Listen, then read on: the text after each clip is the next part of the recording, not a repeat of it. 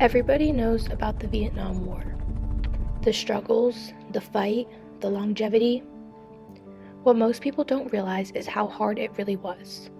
The toll it took on soldiers, the impact it had on Vietnamese society. Why is it that we discount their dedication to stopping the spread of communism? Throughout this documentary, we will dive deeper into the controversial war, using the lens of how did the choices of the communist leaders of North Vietnam impact the actions and decisions of South Vietnamese and American soldiers during and after the Vietnam War from 1955 to 1975.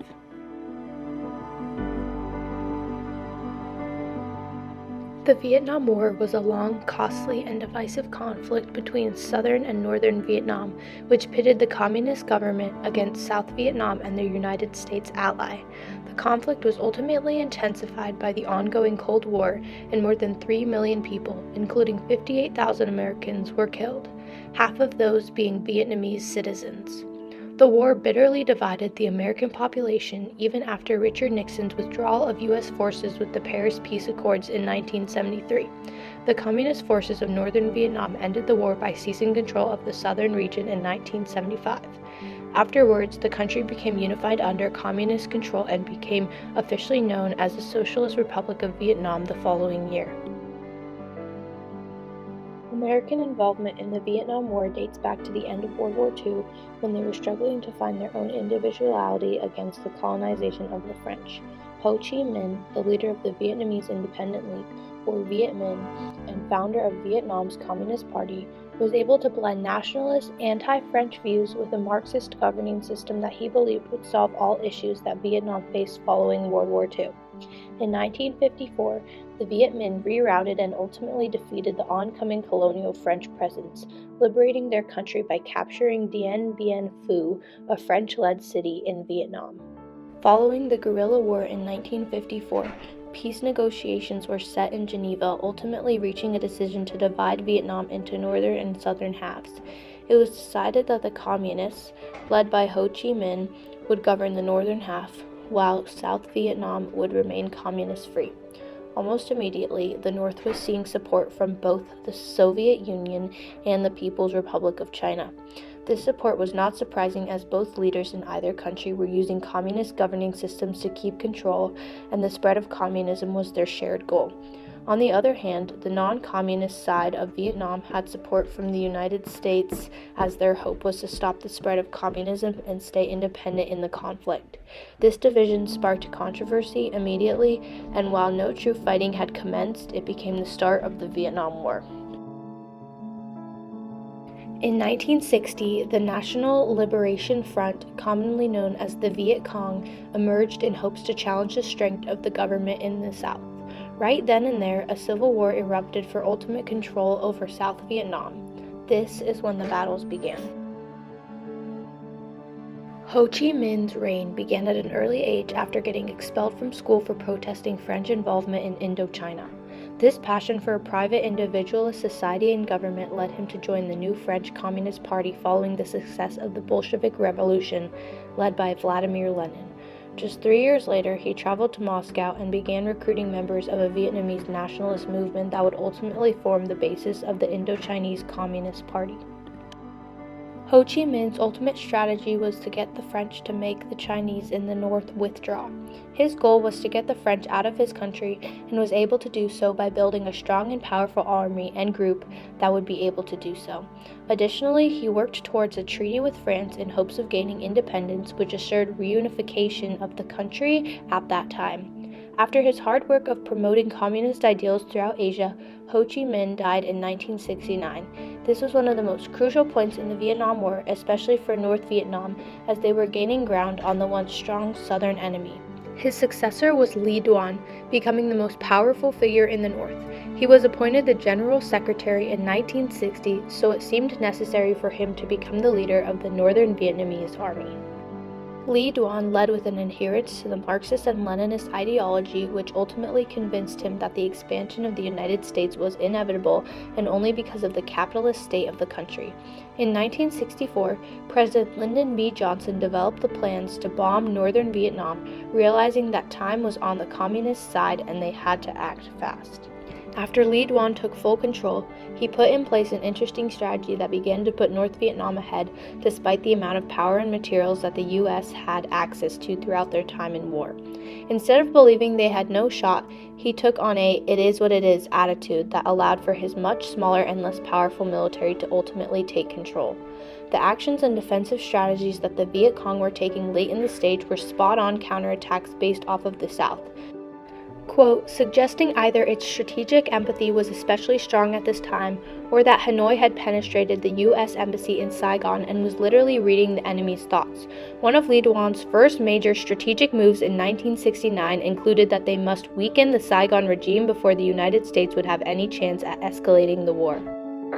His ultimate goal was to destroy the Army of the Republic of Vietnam, or the ARVN, so that the United States forces could no longer rely on them, but it had ultimately become a race against the clock. Quote, the U.S. forces will accept defeat only when that source of support no longer exists.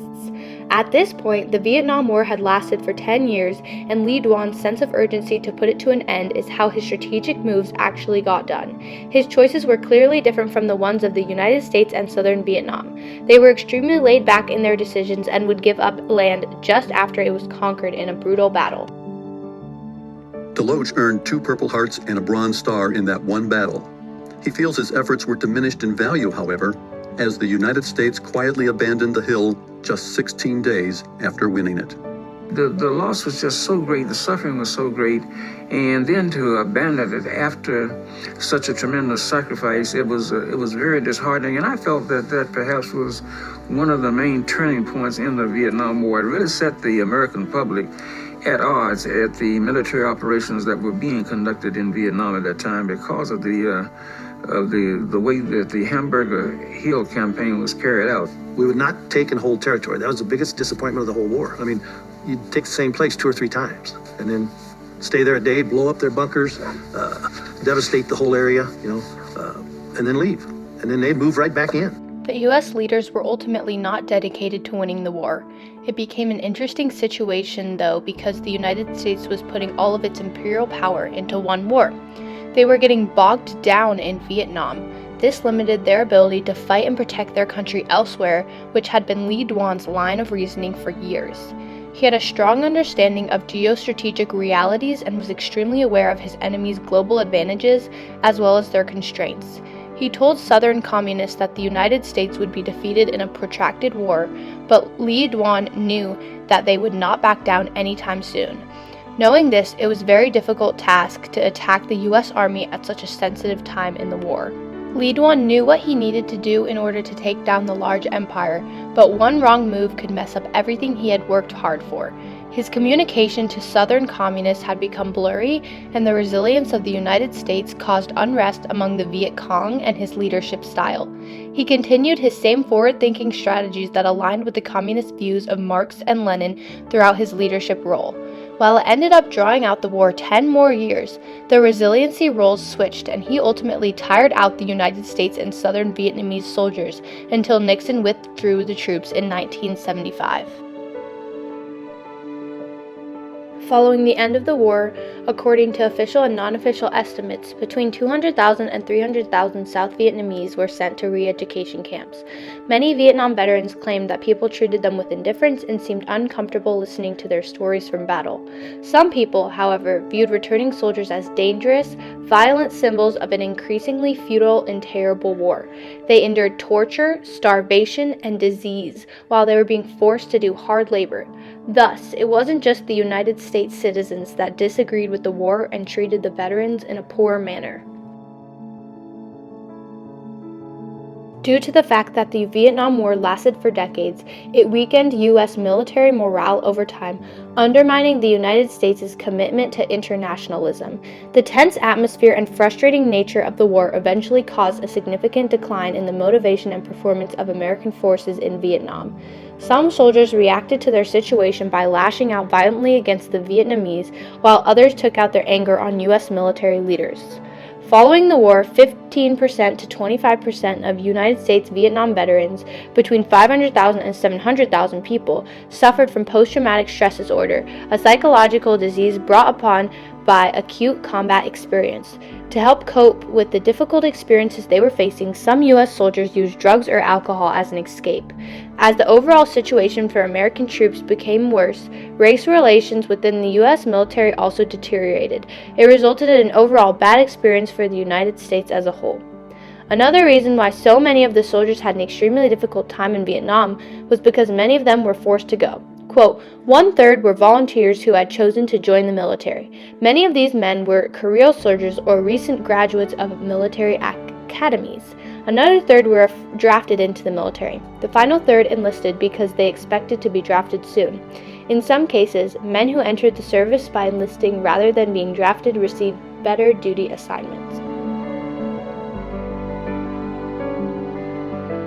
When we lost the war, we lost the country to the communists.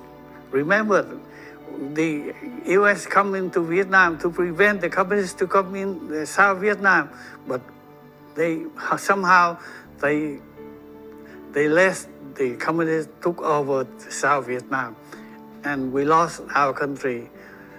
We don't have any help. They send us all the way to the re-education camp. They call it the cải tạo camp, and they send us all the way up to north. This interview shows firsthand the struggles that Vietnam soldiers had to endure after the war. The choices of North Vietnamese leaders during the war made Southern Vietnamese soldiers look like they didn't do enough to fight for their beliefs and ultimately gave up. It was extremely disheartening for them because they had just endured years and years of brutal battle conditions only to come back and not be supported, to be thrown into internment camps in hope that they would understand what they did wrong. While the strategies of the leaders in North Vietnam were extremely crucial to their win, they were also dedicated to fight for communism. This type of fight wasn't present in South Vietnamese or American leaders, which was what led them to victory. Some would say that the treatment of these soldiers was necessary for them to learn how to fight better, but most would agree that this is not how you treat veterans. There is always a winner and a loser in war, and losing doesn't mean you're worse. It just means that the leadership wasn't there. U.S. leaders were not well engaged. Their strategy just didn't make sense. This ultimately shows that the Viet Cong and North Vietnam did not have to work very hard to outsmart the South and the U.S. They would abandon the territory so quickly that it wasn't even worth fighting for.